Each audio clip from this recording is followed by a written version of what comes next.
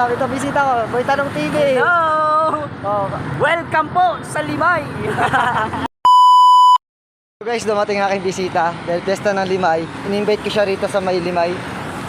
So nandito siya, kanina pa siya naghihintay. Kakarating ko lang. Tatawid muna ako ng highway. Dito ako sa highway guys. Oh.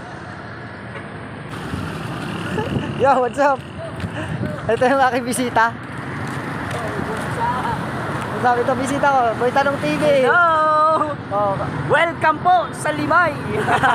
Akala ko hindi pupunta eh. Hindi ako pwede hintay eh. Yan. Hindi na ako tumanggap ng trabaho ngayon. Kapunta lang dito sa Limay, guys. Oo. At sabik na ako makita ang ganda ng piyesta rito. Pero kanina guys, may nadaanan na akong banda. Kaya mapapanood nyo to guys sa aking page. Guys, good morning. Saka, mayroon na akong binidyohan guys na parada sa dagat ng Karakol. Ayun, at panoorin nyo guys yung mga video namin, mga vlog namin ni Boss L. Tsaka siyempre guys, pakisupport ng aming page. Mapapanood nyo rin to guys sa YouTube. Ayun, may YouTube channel din siya. May YouTube channel ako guys, kaya mapapanood sa YouTube ang aking mga videos dito sa Piyesta ng Limay. Happy Fiesta!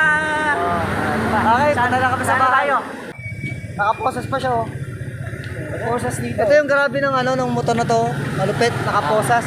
Yan ang yan yung motor na hindi Kanina nagbablog ako, nung pauwi na ako. Kasabay ko, kakonvoy ko mga pulis eh.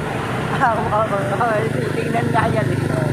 Kakaiba talaga tong idol natin, talagang pati police convoy.